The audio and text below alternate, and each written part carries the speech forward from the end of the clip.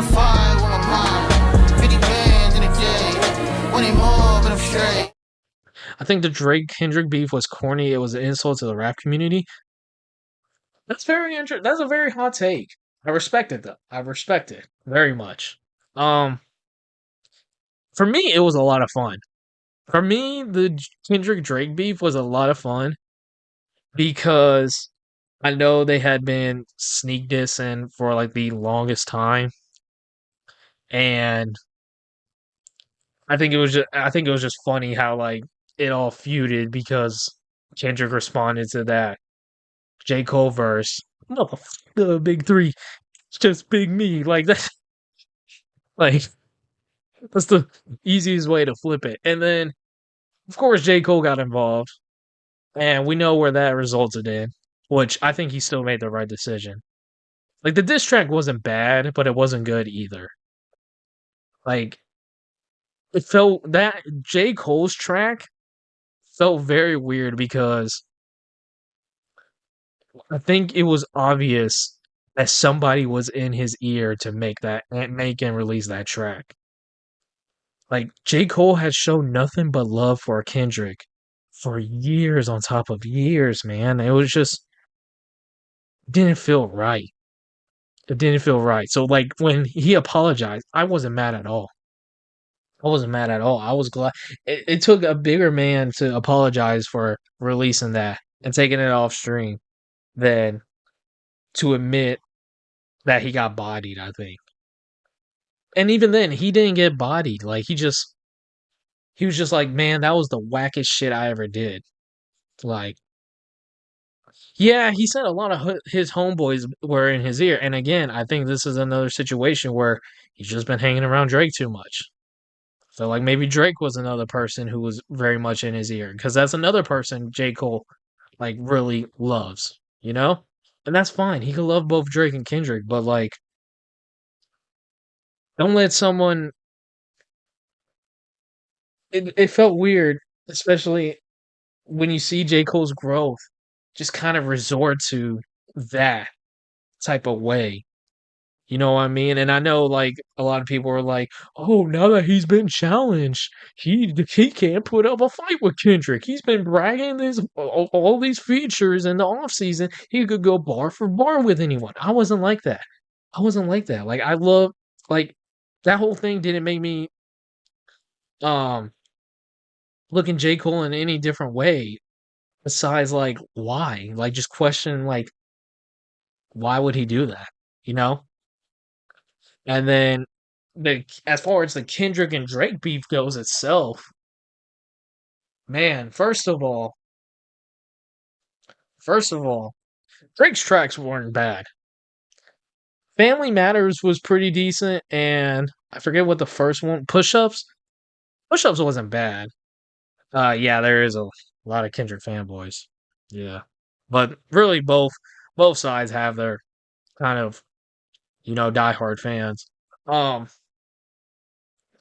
but and I never heard any of the tracks from either like I wasn't replaying the 616 in LA by Kendrick. I wasn't replaying that Tailor Made freestyle by Drake or I don't even think I ever heard the Hard Part 6.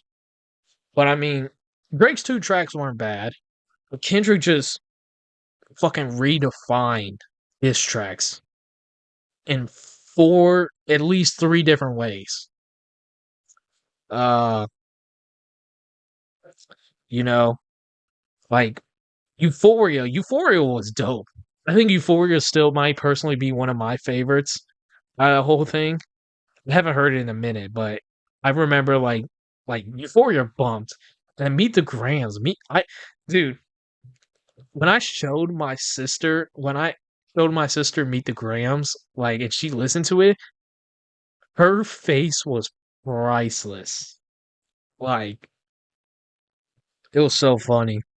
It was so funny seeing her reaction. She's like, "Oh my god, like that was creepy," And I think that's why he released such different tracks. And even Not Like Us, Not Like Us was the fucking song of the summer. There's no denying that, and it's a good song, But as a diss, like it's not the craziest, but I mean, that fucking song is taking off. Look, fucking during the Olympics, every U.S. team that won, like whether it was the men's soccer or the basketball, like they were playing that shit. Like this is the USA anthem. You know what I mean? I like Not Like Us because it's a good working song. It's a good working song or good. What do you mean by that? I mean, it's a bop for sure, you know. And even when I went to get my haircut last time, the censored version was playing on the radio, which is crazy to think that the song is on the fucking radio. Oh, the censored version is so funny. It really is. Uh, Edwards and KD probably had that queued up. Probably, probably. But I mean, I don't know. It was just that was a very interesting time, I think, and that's all that was like. I think for me, I finally was a part, or I finally witnessed a moment in hip hop as it was happening. I'm very much behind on a lot of things because I don't listen to traditional hip hop, like mainstream hip hop. Like I listen to mainstream hip hop, but I don't listen to like the guys who are in right now. You know what I mean? Like I said earlier, my taste goes like 90s hip hop and then 2010s and forward. But even then, saying that with the 2010s, I'm not listening to everybody. Like, you know what I mean? So it was kind of cool to witness something like that crazy, you know, and even like it had everybody talking. Like even people who aren't into Kendrick or Drake's music or even into hip hop, like everybody was just witnessing this. Like everybody's eyes were on Drake and Kendrick at this time, and it was such a cool moment. You know what I mean? And I don't care who you think won or lost. There was a clear winner, though. There was a very clear winner, and you know, I don't know. It was just really cool. It was just it was just a really cool moment, and I don't think we'll see that something like that happen at least for the rest of this decade. This month I've been 60% Joe Rogan podcast, 30% metal, 10% rap. That is a crazy statistical lineup. Here's something I have to say.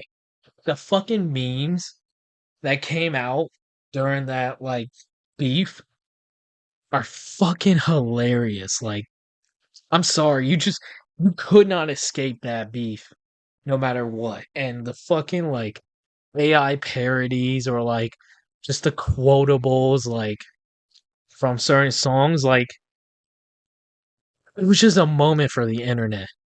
And it was like I said, it was just very cool to be able to witness that, like, and see everything go down. I don't know. To me, it was a moment that I won't forget. And I think the craziest moment as a hip hop listener I've ever witnessed live, I think since Eminem dropped Kamikaze back in 2018. Like, it was just crazy to me.